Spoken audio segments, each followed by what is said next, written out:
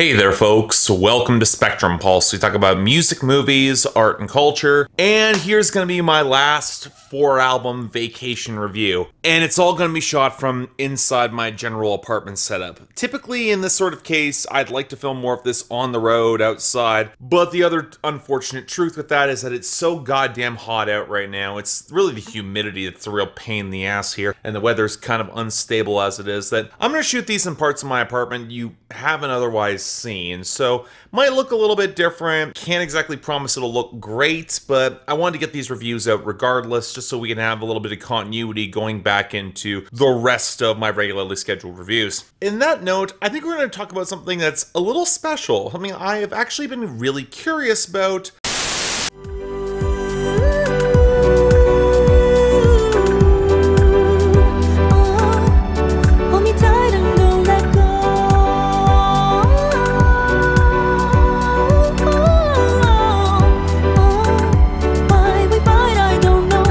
So, okay, I will freely admit I don't have the greatest amount of experience with K-pop or J-pop. I've got some passing interests, and I think a lot of Canadian and American music critics, we do have that interest, but some of it feels like it comes from a distance. We don't always know the best starting points. We don't always know the best places to build inroads into the genre. And I'll be honest, I think some of it does come down to the language barrier. I don't speak Japanese or Korean, and thus, when I saw the name Utada Hikaru show up on the list, I thought I had recognized it, but I wouldn't say I had an incredible amount of knowledge about who she was. Funny thing, I probably should have, because she's arguably one of the biggest J-pop artists of the past decade and a half. She broke out in the early 2000s, and really she put out a stream of really well-received, massively selling records, and I went back, I listened to all of them, and I thought she was really okay. Yeah, that's the other thing.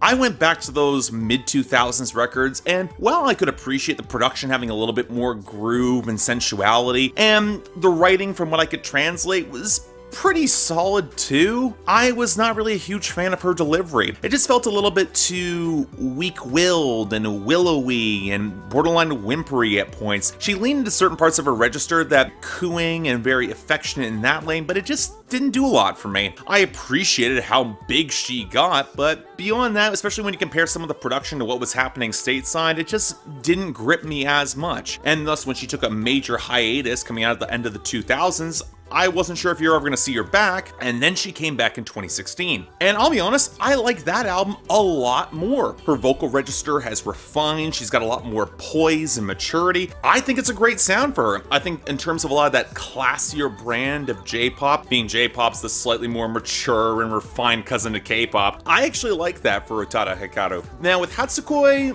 it feels like some of the continuation of what she brought up in 2016. The production's still pretty refined, almost reminds me a little bit of Jess Glynn and relying a lot more on the keyboards, sometimes get a little bit of guitar in there. The production feels a little bit more contemporary, updated, so you get hints of the more rigid, minimalist reverb touch beats, a couple bits of trap influence, although not much. There's also a grime artist called Jevin who shows up on one song and really shouldn't be there because I don't think he adds a lot to the song. Japanese artists, and hell, K-pop artists, they do it too. They bring in these token English words in order to hook our audience, and frankly, they always just feel kind of out of place, especially when juxtaposed with the typical, more flowing Japanese poetry. And from what lyrics I could translate, they're pretty good. They don't really blow me out of the water when it comes to pop, but I will freely admit some of that comes from the fact I don't speak Japanese, and I really am not sure whether or not some elements were lost in translation. Now, there's two things I think that hurt this record pretty significantly. The first is momentum overall, because it can definitely start to drag, and the sound doesn't really vary or build up significant momentum outside of some pretty conventional J-pop R&B. It's tasteful, for sure, and it's definitely very pretty until you get to some of the grooves. And this is one element that I think I kinda have to call out, even though I'm not sure I really want to, because they try to bring in elements where the time signatures and the structure of the grooves are a little bit more rickety and jagged, but they don't do anything to really vary the production or her vocal delivery or even the content in order to really effectively match that. And it just comes across as disjointed for little apparent reason. And that, when you couple with the momentum, it feels like there are some moments of experimentation that could have set this over the top or could have shown a little bit more refinement in the same way that Jonghyun June did earlier this year before he passed, but it just doesn't really get all the way there for me. Again, I like her delivery a fair bit, but I guess as a whole, I'm just a little bit distant from Hatsukoi as a whole. I like Utada Hikaru coming back in this lane. I think her voice has gotten a lot better, but I don't know.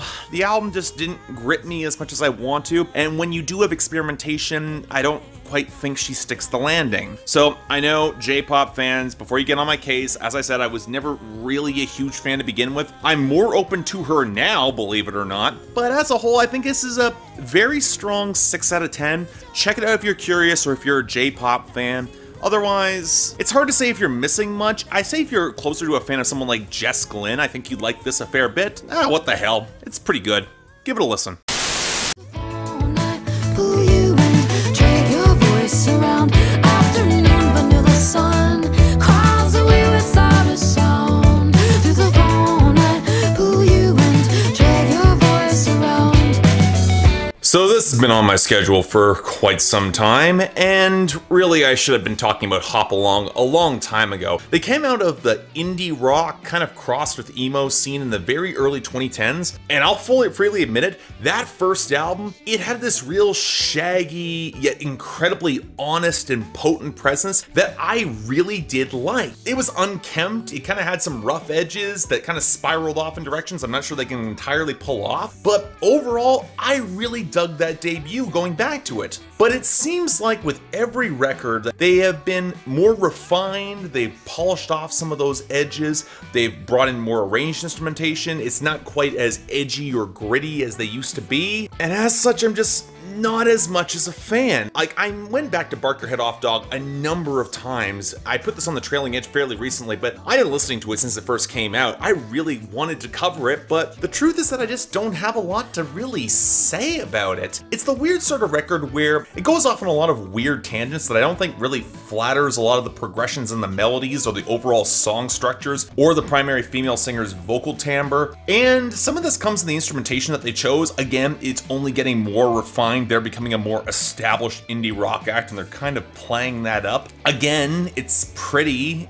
The melodic progressions can be pretty interesting, but they don't quite resolve into the same emotional climaxes that have the raw intensity that made their debut so compelling for me. Now, I'll freely admit a lot of the critical acclaim this record's getting, that comes with, you know, a lot of the lyrics. That's typically my main jump on point, and I'll freely admit it, the lyrics on this album are actually really damn good in terms of sketching out that greater process of maturity and time. So yeah, some of it feels a little bit self-focused, and I'm not quite sure lyrically it cuts as deeply, but thematically there is a richness in terms of sparking out those larger meandering situations with a very observational songwriting style that clearly owes a lot to the mid-90s. But I don't know. As a whole, this felt like the sort of project that I would love to come back to more and say clearly is as great as everybody else's, but I'm just not as engaged as I want to be. It feels kind of shaggy and meandering, but not in a way that tempers the anger and intensity as much as I would otherwise like. There are a couple good cuts, but if there is a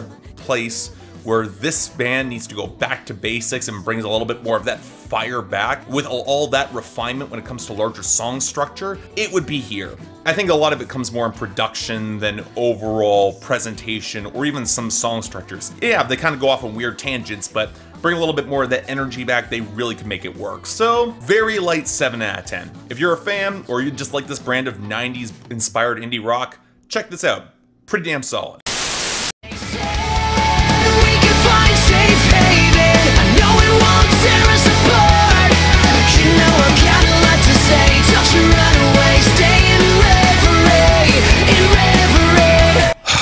I really wish I could like this album more than I do. See, when I first heard the State Champs' debut record a couple years back, I thought this group had a ton of promise. Yeah, they were doubling down on a sound that had been overexposed in the mid-2000s in terms of that brand of pop rock and pop punk, but it was a sound I grew up with, and as long as the tunes were that catchy and the hooks were that infectious, I was willing to overlook a lot of, let's call them, only so-so lyrics. Then I heard their follow-up and realized that those catchy hooks that's about all they had, as they repeatedly came back to that same formula and did all of it again for their second album. And now for their third album, they're doing a lot of the same. And again, this isn't precisely bad. I like a lot of the groove work. I think a lot of the drum work is really strong. I think some of the bass lines, when you can hear them mixed effectively, they sound pretty good. This band can still be pretty catchy, but the lightning in a bottle nuance and newness of the fact that they were revitalizing the sound is long gone. And the sad fact is I don't think they have any reason that they would want to change. Let's be honest here.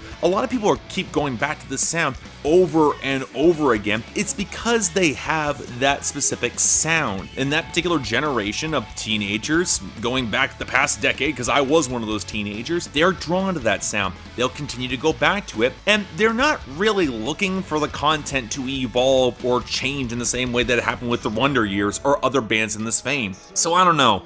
I don't dislike this record, but I'm also not really remembering a lot of it because, again, we're 3 albums in, the hooks, they haven't really evolved or somehow gotten stickier. The sound hasn't really improved all that much. The production is still super clean, and overall, even if I go compared to a band like Neck Deep, which is a rougher, less refined band, they take more chances with the songwriting, and thus I'm going to be drawn back to that sound a lot better. Yeah, I'm not going to say it's bad. I'm going to give this a very strong 6 out of 10, but at the end of the day, this group should be better than they are, and the fact they have not evolved 3 albums in, I understand it, but I don't have to like it.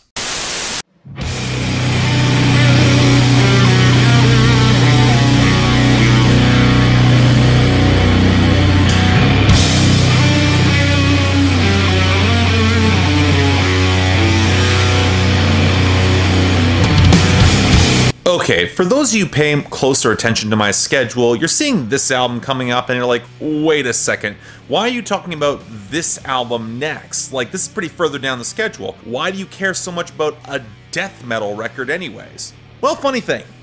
For the first time ever, I actually saw this band live before I had a chance to cover any of their albums. I mean, I'd heard their debut, and I actually really liked their debut, and coming from me, coming on death metal, that is saying a lot. There was a lot of textured intensity to how quickly the riffs were coming in, the bass presence was incredibly well defined, and more importantly, there was a melodic core to this brand of death metal that you don't often see all that much. I wouldn't quite say it's the same level of melodic death metal as you would normally see in some of the more mainstream leaning acts, but yeah, this was some pretty crazy good stuff, and it was enough to actually convince me to go buy a ticket and see them live. Highly recommend you do. If they tour outside of Canada, they're definitely worth your time. And thus going back into this album, I'm not gonna say I've been totally won over on death metal yet, because I really haven't. The vocals, the thicker growls don't quite do it for me. I still prefer more of that surging melodic foundation that you get out of, say, black metal that's just more appealing to my overall ears. Overall though, I will say that some of the song structures, if you're not paying close attention to how the riffs evolve and mutate as they really do with the more oblique song structures on this album, I will not say this for everybody. Let me just establish that. That being said, if there's come to a death metal record that's come closest to winning me over, I say Tumult gets really close to getting there. The mix this time around is actually a fair bit cleaner,